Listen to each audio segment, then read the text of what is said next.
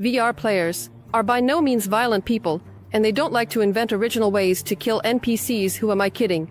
Hitman would be the perfect game for virtual reality. Its main feature is the multiple ways to achieve your goal. Each player is free to play it their own way. It gives you the freedom of choice. Just take it and make a decent port. It doesn't have to be perfect, it can have poor graphics, but it should be interactive. But then Hitman 3 VR Reloaded was released and something went wrong.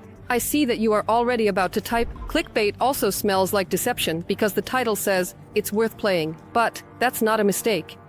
Watch the video until the end, and I will answer the question of why you should play Hitman 3 VR Reloaded at least once.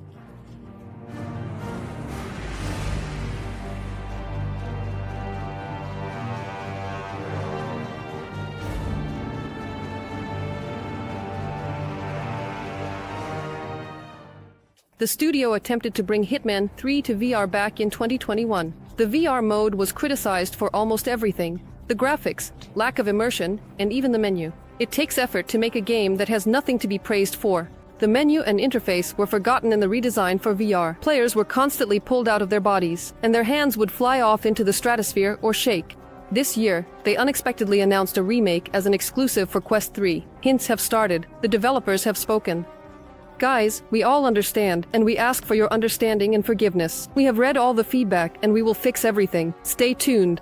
Interviews were released where we were once again assured of the remake's perfection. After all, the gameplay of Hitman opened the VR Games Showcase, which promised to showcase only quality games without indie clutter. In the hearts of many, there was a hope that finally, they could properly inhabit the body of the bald agent with a barcode on the back of his head, and that everything would be alright from now on. Perhaps this is where the main mistake of the marketers lies. I think a big problem is that too much was expected from Hitman 3 VR Reloaded. Everyone thought it would be a AAA game with a big budget. And here it is, released, and once again it is criticized for poor graphics, immersion, interface, and tank-like controls. What happened? Why is this the case?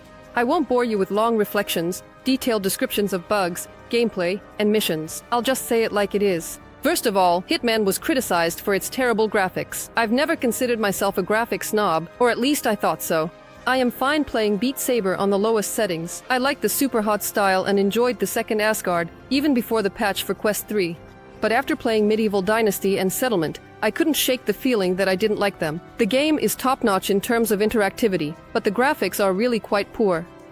In addition to the fact that the models are all simplified, you see a blurry mess in the distance, and the image is all jagged, making it unpleasant to play. The same situation applies to Hitman. Here, they tried to use cell shading and somehow work with stylization, but the truth cannot be hidden. It's just bad.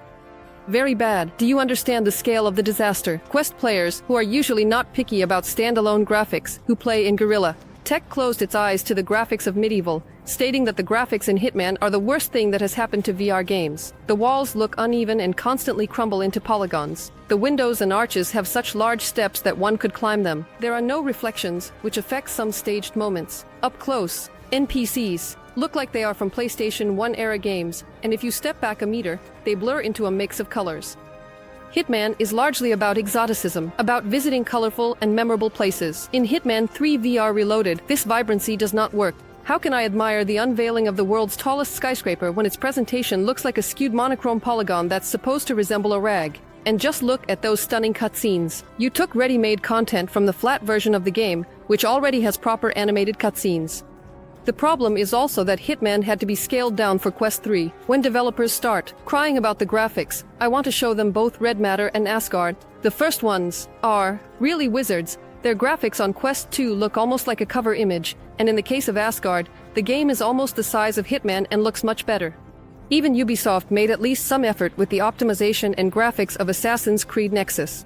Well, one could justify Asgard by saying that Meta has unlimited budgets and the parent company fully supports the developers. So what is the problem with showcasing the power of its PC port? Many people do just that. They leave the trimmed versions for offline players, and if there's a chance to play on a computer, then here's the full version with textures and shadows. Moreover, despite all the cutbacks, Hitman still lags. Well, I can understand the location with the Chinese Quarter. There are a lot of lanterns, and it's constantly raining, which probably puts quite a load on the hardware. But why do the cutscenes lag? It was naive to think that the developers would transfer all the content from World of Assassination. Since 2021, they haven't come up with anything new. They simply offer a replay of the basic levels of Hitman 3. On one hand, the element of the Hitman sandbox is preserved. You have complete freedom for creative assassinations. Which method of killing will you choose as Hitman? I will simulate an accident, or I will become an assassin and eliminate everyone stealthily, or maybe I will shoot everyone with a machine gun. I'm a sniper and I'll make one final shot from the other end of the map. But no, that's not original enough. I'll poison the drink. Write your version in the comments. Actually, there is no right answer. You can play the game in your own style. For example, you can eavesdrop on a conversation to learn how to set up a scientific experiment and kill your enemy while looking them in the eye. It's great that at least the authors preserved this. The gameplay is indeed engaging. All of this is, of course, thanks to the original. Reloaded brings practically nothing new to the established gameplay formula. The developers of Hitman could have succeeded with a really strong gameplay component, and everyone would have simply overlooked the graphics. Explain what immersion is. To understand what it is enough to play Hitman, and then play a popular VR game like Asgard or Supercode. Everything you can do in VR with your own hands feels much cooler than using a gamepad or keyboard. You can climb a rock, grabbing onto every ledge. You can reload a weapon not by pressing a button, but by actually taking the magazine out of it. Then you can grab a new one from your belt, insert it back, and pull the bolt, all with your own hands. And all of this is not about the new Hitman. This game has almost none of the core VR gameplay. Just a jump, on a button. The squat on the button Tarapkani is a meme. It seems like it uses hands, but the hands disappear for some reason. It would have been better to make the interaction with objects on one button, throw on another button, and reloading looks cool, but on one button.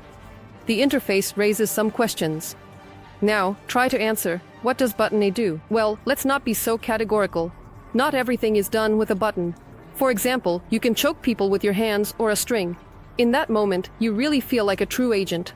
Compared to the PC version, there is some progress. In the Quest version, you can now use items or weapons with both hands. You can throw a coin to distract the guard, and with your other hand, shoot him in the head. If you thought about this just now, it's basic. So, in the first PC VR game, this was not possible. Overall, there is interactivity in the world, but not always. You can pick up items, but, for example, you cannot approach and take a champagne glass from a woman to poison it and give it to a victim. You can take a soda and throw it at an NPC, but not every can. You can throw from the table, but not from the bar. It's not so simple with the noose either. The trailer shows Agent 47 bringing the cord over a sitting character to strangle him. Dramatic. But the character needs to be facing away from you. If they are sitting or looking at you, you won't be able to strangle them. The noose will pass through the NPC. By the same logic, a gun kills with one shot and sometimes with two. If you hit someone in the back of the head with a pipe, the damage is one amount, but if you hit them in the forehead, then it's another. The caches and hideouts of the agency have disappeared from the game. Now, all inventory fits into one window and two quick slots on the wrists. This management is only convenient during calm moments. When the action starts, you get confused with the items. Secondly, the inventory button is the same as the movement button. This means that walking and opening the inventory at the same time is impossible. And then there are the bugs, our favorite bugs. The rifle gets tangled in the character model. Hands grab not for the door, but for the ladder. The shotgun may randomly slip from your hands, and an accidentally hit NPC might think we attacked them. However, VR has an exclusive feature. Tired of the game or life? Hit everyone in the face with the butt of your weapon. It's such an ultimate thing that with the slightest touch, it can take down half the population. So, it's still unclear. It was a complete trashing, not a single good word about the game. What's the deal?